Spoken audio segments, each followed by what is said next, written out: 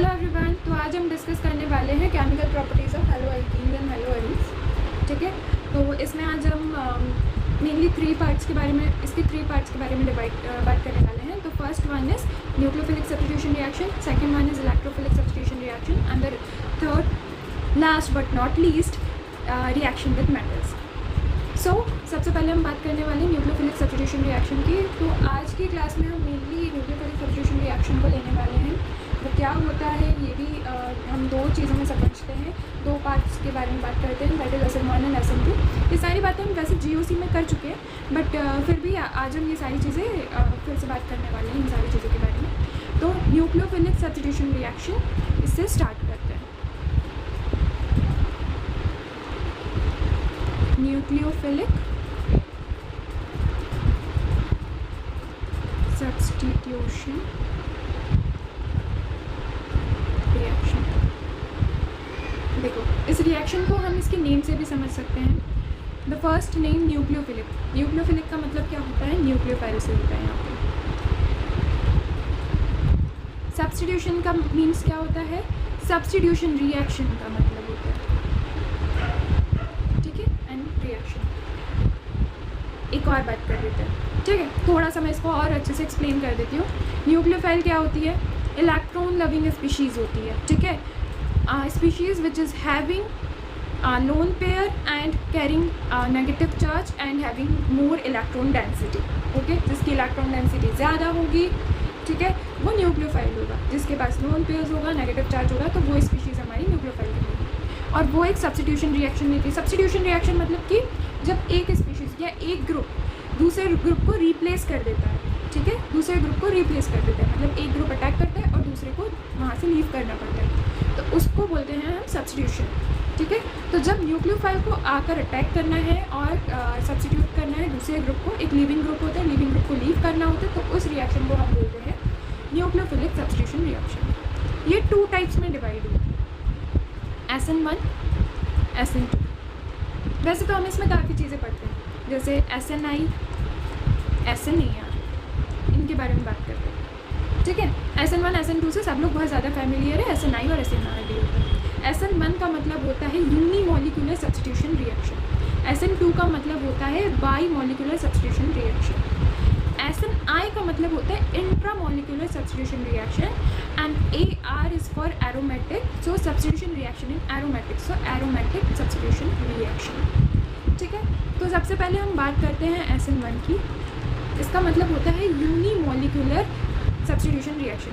S जो है वो सब्स्टिट्यूशन के लिए होता है, N is for nucleophile and 1 order of the reaction.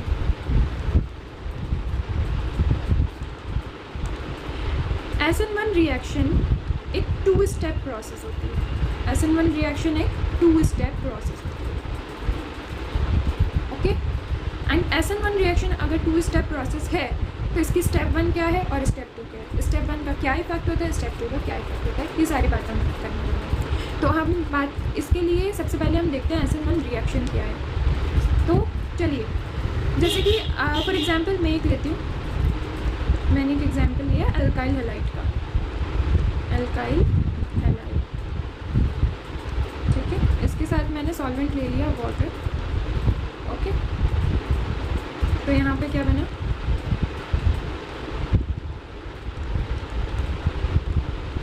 Alkyl alcohol plus Cl negative. This is nothing but RCl, अगर मैं सिंपल मैनर में लिखूँ, with the solvent and ROH plus Cl negative. यहाँ पे एक OH नेगेटिव क्या था, nucleophile की तरह वर्क किया है इस OH नेगेटिव ने, और ये OH नेगेटिव जाके अटैक करता है और यहाँ से जो ये लिविंग ग्रुप है, इसको हम बोलते हैं लिविंग ग्रुप, तो ये लिविंग ग्रुप लीव कर जाता है, ठीक है। अब इसी बात को हम और डिटेल में समझते हैं। तो इसको डिटेल समझने के लिए हम इसकी मैकेनिज़्म पे फोकस करते हैं। चलिए इसकी मैकेनिज़्म पे फोकस करते हैं, उसके लिए बात करते हैं स्टेप 1। स्टेप 1 होता है formation of carbocation, formation of carbocation, ठीक है। तो हमने जो एग्जाम्पल लिया था इसी की बात करते हैं। मैंने लिया अल्काइल हैलाइड, इसमें डाला, ये सॉल्वेंट में है। अब देखिए क्या होता है, ये अल्काइल हैलाइड जो है कार्बोकैटाइन में कन्वर्ट हो जाता है, और यहाँ पे जो ये लीविंग ग्रुप होता है, ये जो क्लोरीन है जो कि एक लीविंग ग्रुप की तरह वर्क कर रहा है, ये लीविंग ग्रुप लीव कर जाता है। ठीक है, ये लीविंग ग्रुप लीव कर जाता है और हम लोगों को Cl यहाँ पे फॉर्मेशन ऑफ कार्बोकैटाइन। चलिए इसको और इसके बारे में बताती हूँ। अब देखिए, कोई चीज़ अगर वो वेरी स्टेबल होती है तो उसको अगर अपने अनस्टेबल फॉर्म में, अगर आप बहुत स्टेबल हैं और आपको अनस्टेबल फॉर्म में मुझे लेकर आना है तो मुझे बहुत एफर्ट देना पड़ेगा। Same thing happens here. अगर कोई चीज़, जैसे कि ये एक मॉलिक्यूल एक स्टेबल था, बट अब यहाँ पे ये कार्बोकैटाइन का फॉर्मेशन हो रहा है। अगर मैं इसमें कार्बोकैटाइन का फॉर्मेशन करती हूँ तो मुझे यहाँ पे काफ़ी एफर्ट देना पड़ेगा। ठीक है, इसको कार्बोकैटाइन को बनाना। तो ये जो होती है ये एक स्लो स्टेप होती है, और ये रेट डिटरमाइनिंग स्टेप भी है। यही स्टेप रेट बताती है। ठीक है, यही स्टेप रेट बताती है। ठीक है, अब यहाँ पे मैंने आपसे बात की थी कि मुझे बहुत एफर्ट देना पड़ेगा। इसका मतलब ये नहीं है कि that I am giving effort. इसका मतलब ये है कि जब सॉल्वेंट वर्क करे, जैसे कि मतलब ये कार्बोकैटाइन का फॉर्मेशन हो रहा है। ठीक है, ये भी हम डिस्कस करेंगे आगे, क्या कौन सा सॉल्वेंट कैसे लेते हैं। लेकिन अगर कार्बोकैटाइन का फॉर्मेशन हो रहा है तो ये एक रेट डिटरमाइनिंग ये एक स्लो प्रोसेस होती है, क्योंकि यहाँ पे सिर्फ इतना फॉर्म एक स्टेबल फॉर्म है और यहाँ पे एक साइन आ रहा है, यहाँ पे एक चार्ज आ रहा है। तो न्यूट्रल से चार्ज में लाने के लिए हमें एक एक्स्ट्रा एफर्ट करना पड़ रहा है। नॉट हमें, यहाँ पे एक सॉल्वेंट अपना वर्क कर रहा है। Again I am saying that solvent अपना वर्क कर रहा है, और ये स्टेप जो हो रही है, यहाँ पे जो ब्रेकिंग हो रही है, लीविंग ग्रुप लीव कर रहा है, तो ये जो स्टेप होगी वो स्लो स्टेप होगी। ठीक है, अब स्टेप 2 पे जाते हैं। स्टेप 2 होता है formation of attacking of nucleophile.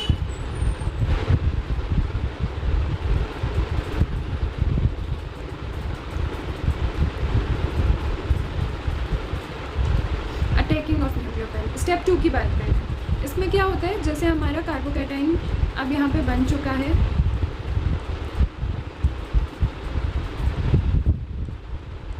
यहाँ पे एक न्यूक्लियोफाइल आता है और यहाँ पे अटैक कर देता है।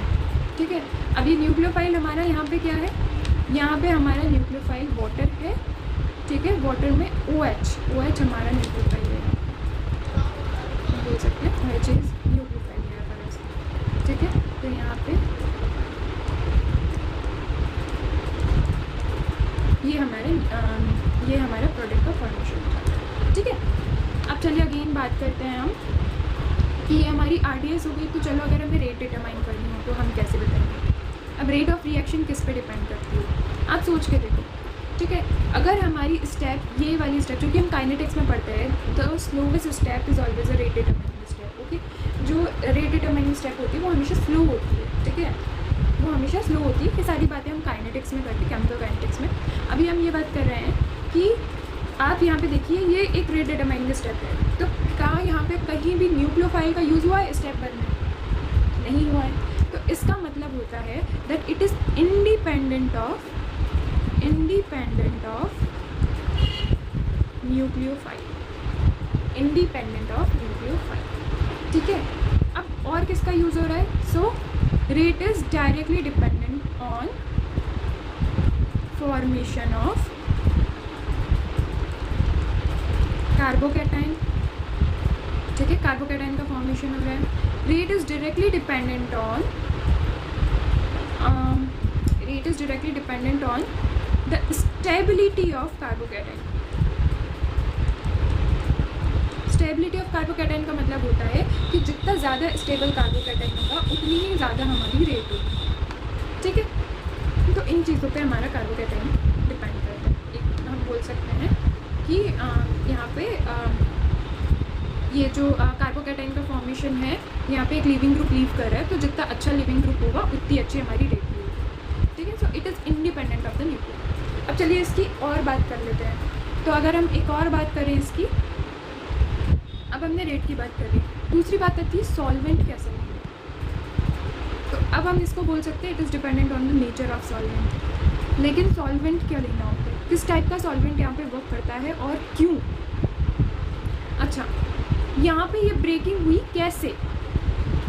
ठीक है, ये सारी बातें हमको करनी है। ये सबसे पहले हम एक बार बताते हैं कि नेचर ऑफ सॉल्वेंट क्या होना चाहिए। नेचर ऑफ सॉल्वेंट होना चाहिए पोलर प्रोटिक। पोलर प्रोटिक क्या होता है मैम? तो पोलर का मतलब होता है, पोलर मतलब कि two different type of EN when an element having two different type of EN और when the element having different type of EN, ठीक है। तो वो पोलर एलिमेंट होता है, ठीक है, वो पोलर एलिमेंट होता है जिसमें डाइपोल प्रेजेंट हो।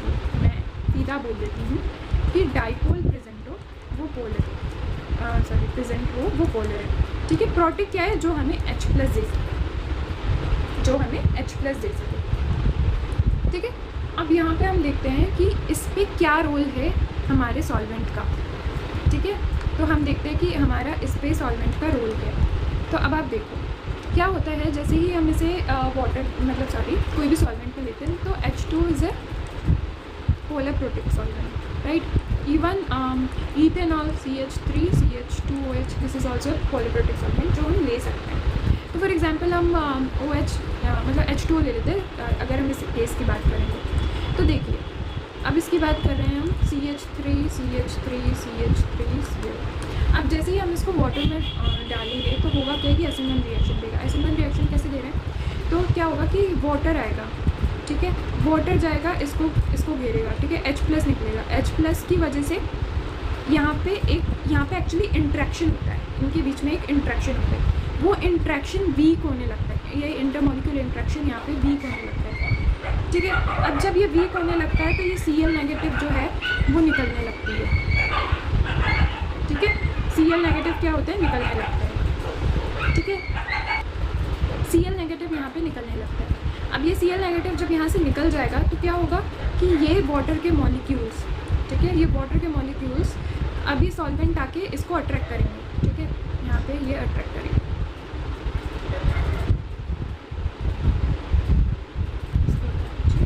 अब देखिए, ठीक है, और यहाँ से इसको घेर लेंगे, ठीक है।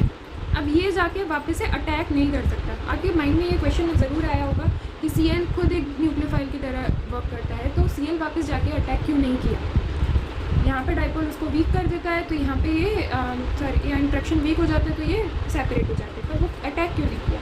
तो इसका मेन रीज़न ये है क्योंकि वाटर के मॉलिक्यूल्स वहाँ से ये जाके यहाँ से इंट्रैक्ट करते हैं और इसको घेर लेते हैं।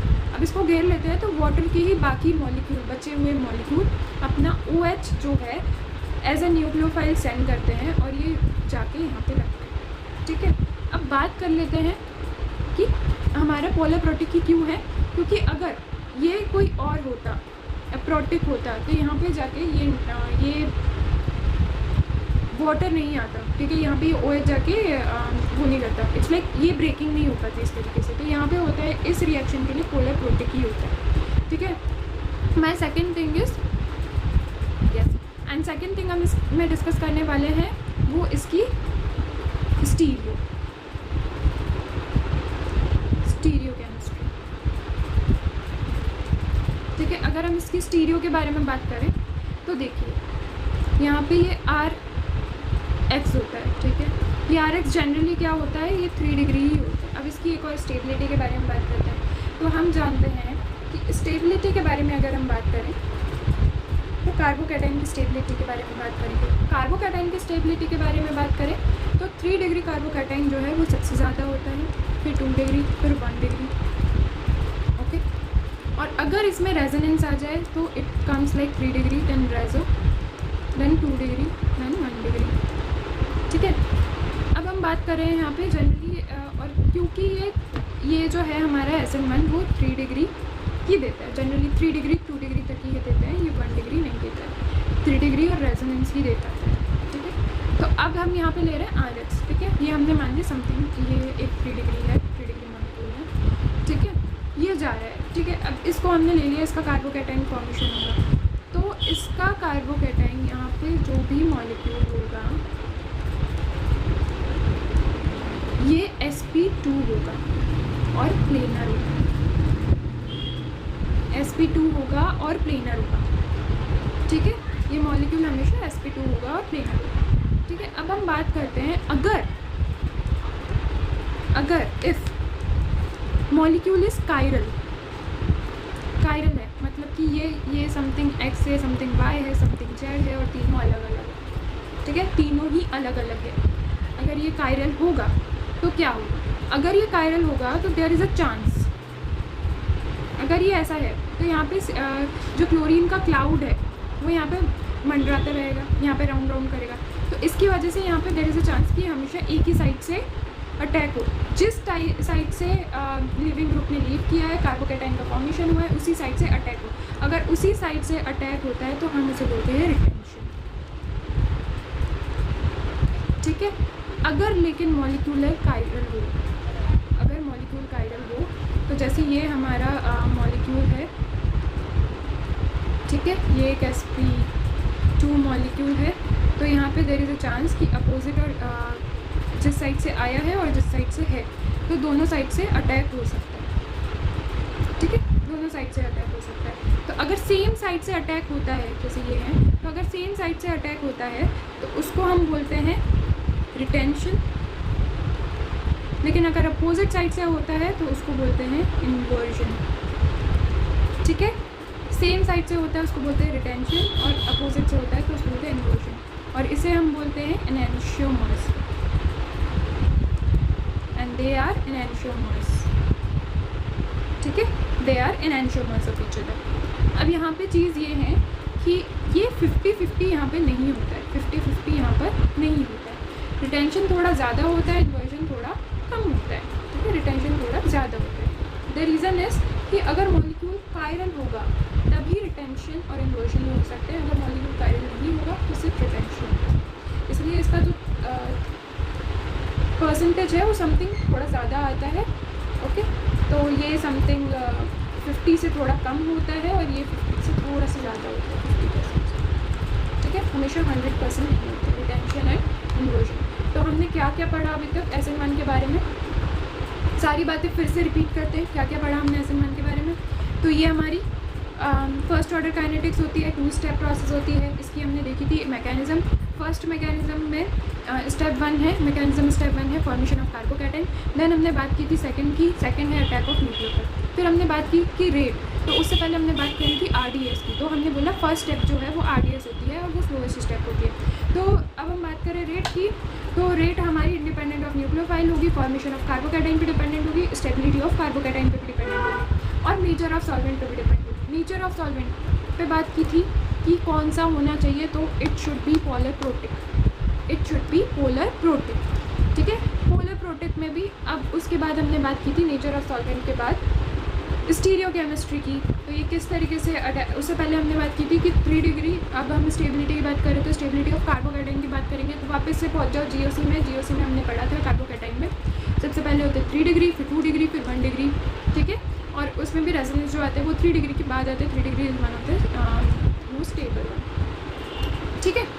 अच्छा, अब उसके बाद हमने बात की थी कि अगर RX है, हाँ सॉरी, अब हमने बात की थी स्टीरियोकेमिस्ट्री की। स्टीरियोकेमिस्ट्री में बात की थी कि अगर मॉलिक्यूल है तो वो sp2 होगा, जनरली वो sp2 होता है और प्लेनर स्ट्रक्चर होता है। तो यहाँ पे 2 टाइप के फॉर्म्स बन सकते हैं। कायरल मॉलिक्यूल है तो रिटेंशन भी हो सकता है, इन्वर्जन भी हो सकता है, ठीक है, दोनों चीज़ें हो सकती है, ठीक है। रिटेंशन भी हो सकता है और इन्वर्जन भी हो सकता है। और जो रिटेंशन होता है वो लेस देन 50% होता है, सॉरी मोर देन 50% होता है, और इन्वर्जन लेस देन 50% होता है। ये साइंस थोड़े उल्टे लगते हैं।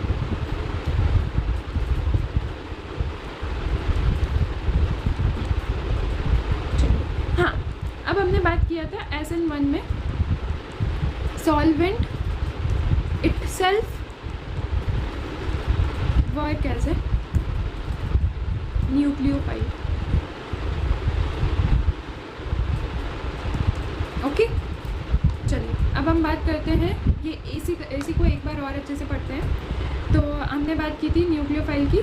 तो न्यूक्लियोफिलिक सब्स्टिट्यूशन रिएक्शन के बारे में बात की थी, ठीक है। न्यूक्लियोफाइल क्या होता है? इलेक्ट्रॉन रिच स्पीशीज होती है, having lone pairs, it should having lone pairs और पाई इलेक्ट्रॉन क्लाउड, ठीक है, and it is nucleus loving, okay. तो इसको रिमेंबर करने के लिए, इसको याद रखने के लिए मैंने एक स्माइली बनाया।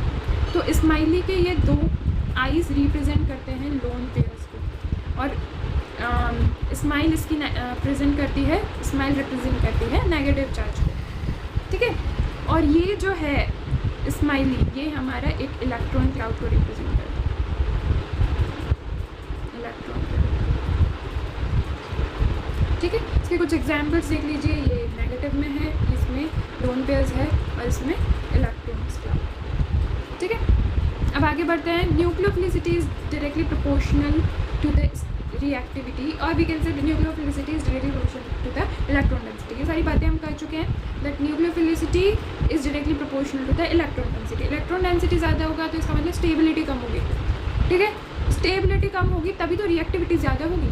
स्टेबिलिटी ज़्यादा होगी तो रिएक्टिविटी कम हो जाएगी, तो स्टेबिलिटी कम होगी तो रिएक्टिविटी ज़्यादा होगी। ठीक है, फिर हमने बात की थी SN1 SN2 की।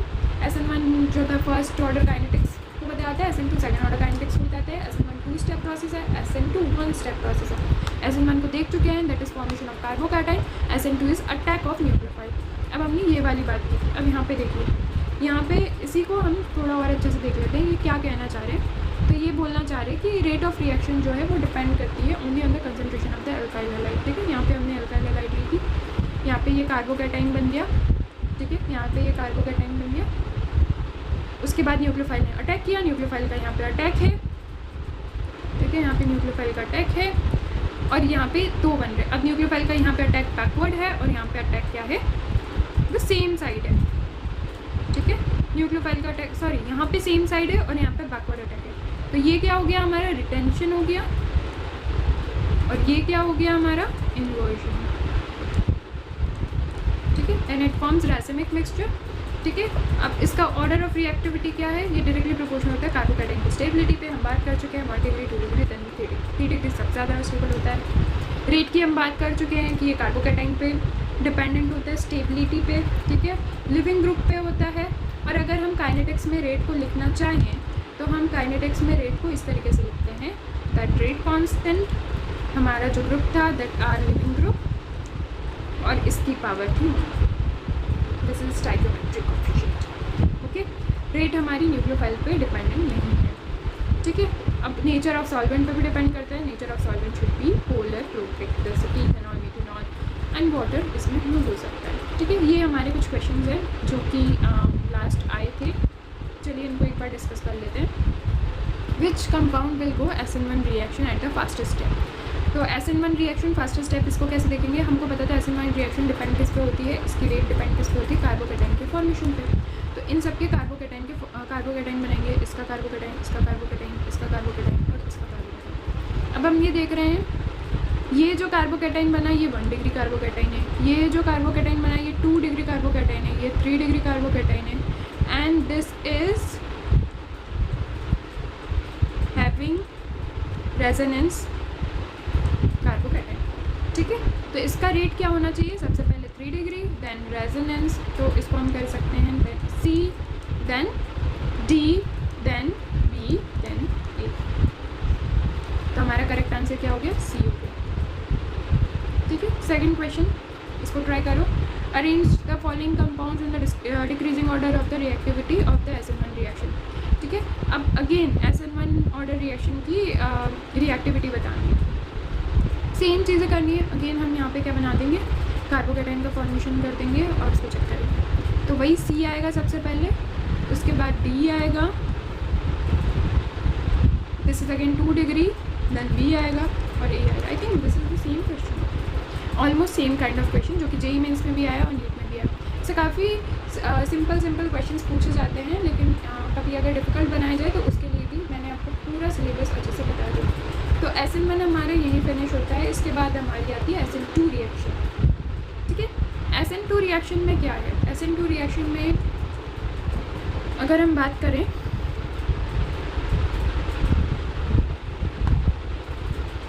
SN2 रिएक्शन की,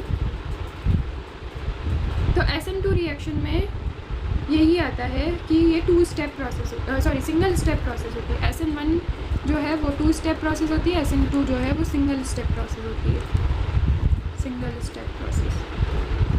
ठीक है, एंड SN2 में ऑर्डर क्या होता है, 2, order of the reaction. N is for nucleophile, S stands for the substitution. Same चीज़ होगी लेकिन एक ही स्टेप। अब देखिए, इसमें कार्बोकैटायन का फॉर्मेशन नहीं होता है, इसमें कार्बोकैटायन का फॉर्मेशन होता ही नहीं है क्योंकि ये सिंगल स्टेप है। तो इसमें होता क्या है कि attack of nucleophile and leaving group दोनों सेम टाइप पे होते हैं, ठीक है, सेम टाइम पे होते हैं। अगर ये सेम टाइम पे होते होंगे तो ये कुछ ऐसा दिखेगा, that CH, so we can write CH3X with the nucleophile. तो यहाँ पे हो क्या रहा है, एक ट्रांजिशन स्टेट बनेगी, इंटरमीडिएट स्टेज, ठीक है। तो यहाँ पे न्यूक्लियोफाइल बैक अटैक करेगा, इसको मैं लिख देती हूँ CH3, अरे ये ठीक है, it will be something CH2, ठीक है। यहाँ पे ये न्यूक्लियोफाइल अटैक कर रहा होगा और यहाँ पे ये लीविंग ग्रुप लीव कर रहा होगा, ठीक है, CH2, और यहाँ पे ये HBl, ठीक है। दिस इज बॉन्ड फॉर्मेशन, यहाँ पे फॉर्मेशन हो रहा है और यहाँ पे बॉन्ड ब्रेकिंग हो रही है, ठीक है। ये दोनों मुझे इस तरीके से नहीं बनाने चाहिए क्योंकि ये दोनों इंटरमीडिएट स्टेज में हैं, तो I am representing it with the dots, simultaneously work हो रहा है। और ये स्टेज को हम बोलते हैं ट्रांजिशन स्टेज और इंटरमीडिएट स्टेज। यहाँ पे कार्बोकैटायन का फॉर्मेशन नहीं हो रहा होता है और यहाँ पे क्या हो रहा होता है, यहाँ पे एक इंटरमीडिएट स्टेज बन रही है। और अगर मैं इसको फिर से लिखूँ, this is X, this is nucleophile and this is H, ठीक है। तो ये स्टेप कैसी लग रही है आपको, ये स्टेप कैसी लग रही है, this is trigonal bipyramidal, ठीक है। ये ज्योमेट्री एक ट्राइगोनल बाय पिरामिडल होती है, ये ट्रांजिशन स्टेट थोड़े टाइम के लिए एक ट्राइगोनल बाय पिरामिडल फॉर्म में आता है, ठीक है, something like this, so trigonal bipyramidal. अब यहाँ पे देखिए, यहाँ पे जनरली जो होता है, अच्छा जनरली छोड़िए, अभी हम ये बात करते हैं कि इसकी स्टेबिलिटी, इसकी रेट, स्टेबिलिटी, सारी चीज़ों पे बात करें। सबसे पहले स्टेबिलिटी पे बात करते हैं। तो स्टेबिलिटी कैसी होनी चाहिए, स्टेबिलिटी इसकी 1 डिग्री की ज़्यादा होनी चाहिए, देन 2 डिग्री, देन 3 डिग्री। क्यों 1 डिग्री की, क्यों, क्योंकि अगर यहाँ पे क्राउडिंग होगी, अगर यहाँ पे क्राउडिंग होगी, it will be very difficult कि कोई और न्यूक्लियोफाइल आके, कोई भी न्यूक्लियोफाइल आके कहीं से अटैक कर सके। क्राउडिंग होगी तो वो उसको स्पेस ही नहीं देगा कि वो अटैक कर सके, और अटैक करने के लिए क्या होना चाहिए, 1 डिग्री होना चाहिए। तो ये 7 डिग्री जो है वो सबसे ज़्यादा स्टेबिलिटी होती है, फिर 2 डिग्री, फिर 3 डिग्री, तो लेस क्राउडिंग जो है वो फेवरेबल होता है। हम यहाँ पे दूसरी चीज़ के बारे में बात करते हैं, दैट इज़ स्टीरियो। अब स्टीरियो तो आप खुद ही देख के समझ सकते हैं कि यहाँ पे सिर्फ इन्वर्जन होता है, not retention.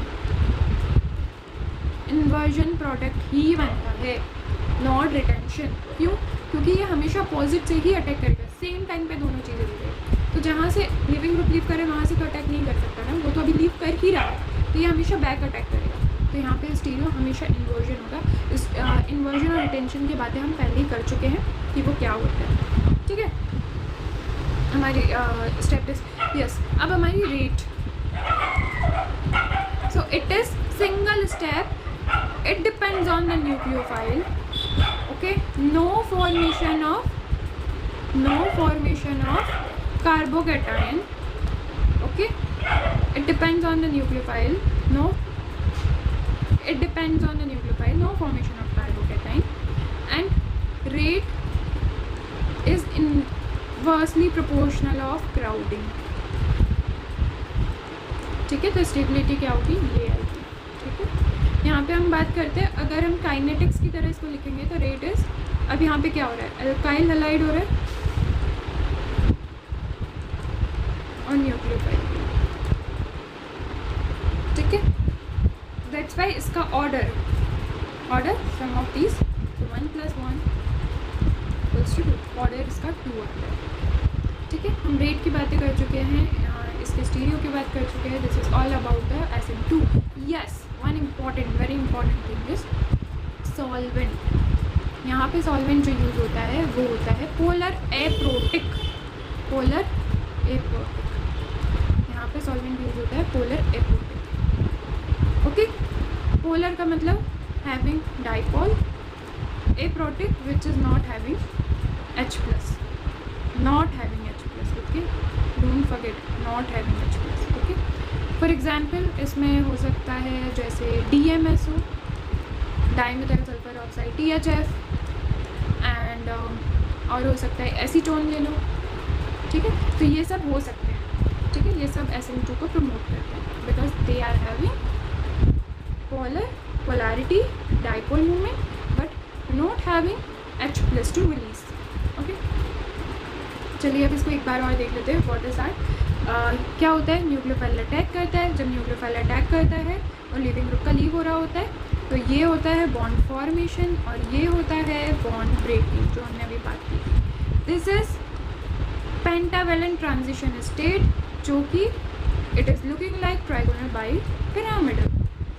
Okay, and this is the product. जब Cl लीव कर जाता है और this will be the product. ठीक है, इसमें कोई इंटरमीडिएट नहीं बनता है रिएक्शन में और इसमें ट्रांजिशन स्टेट होती है. क्राउडिंग के इन्वर्सली प्रोपोर्शनल होता है अल्काइल हैलाइड और nucleophile. So rate is directly proportional to alkyl halide and nucleophile. Rate जो पोलर प्रॉपर्टी होता है, ये सारी चीज़ें हम डिस्कस कर चुके हैं. चलिए कुछ क्वेश्चंस के बारे में बात करते हैं. तो which of the following alkyl halide undergo SN2 reaction? तो यहाँ पे हम जानते हैं पहले 1 डिग्री, फिर 2 डिग्री, फिर 3 degree.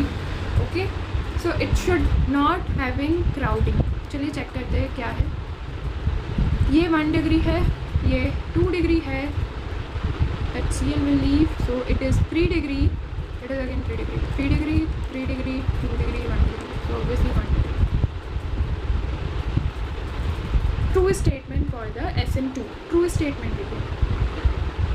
The reaction proceed via carbocation intermediate. देखिए, तो reaction proceed bye carbocation. Carbocation intermediate कहाँ बन रहा था हमारा? SN1 में बन रहा था. SN2 में बना नहीं, तो ये तो यहीं गलत हो गया. The reaction depend on the concentration of the substrate. Substrate के कंसनट्रेशन पे ये डिपेंड नहीं करती है.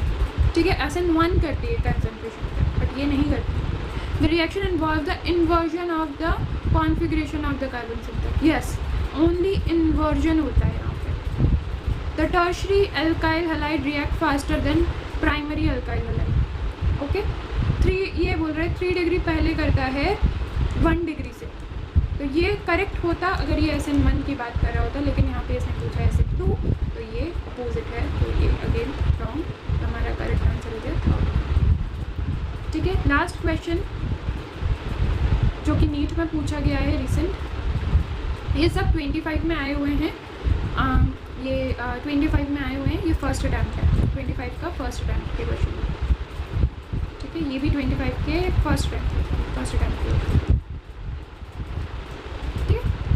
The SN1 reaction, which factor significantly affect the reaction rate? देखिए, strength of the nucleophile, yes nucleophile पर डिपेंडेंट है. Nature of the leaving group, yes dependent है. और सॉल्वेंट पोलैरिटी, यस डिपेंडेंट है. So all of the above. I hope आपको आज का lecture clear हुआ हो. आज हमने बहुत सारी बातें की है. हमने केमिकल प्रॉपर्टीज़ से स्टार्ट किया था. हमने 3 प्रॉपर्टीज़ के बारे में बात की थी. तो nucleophilic addition reaction, substitution, nucleophilic substitution reaction, electrophilic reaction and reaction with metal. So हमने आज पढ़ा था न्यूक्लियोफिलिक एडिशन रिएक्शन. इस रिएक्शन में क्या पढ़ा था हमने पढ़ा था ये 4 टाइप्स के हो सकते हैं, SN1, SN2, SN9, SNAR. और आज हमने पढ़ा है SN1 और SN2. आई होप आपको आज सारी चीज़ें समझ आई हो और थैंक यू सो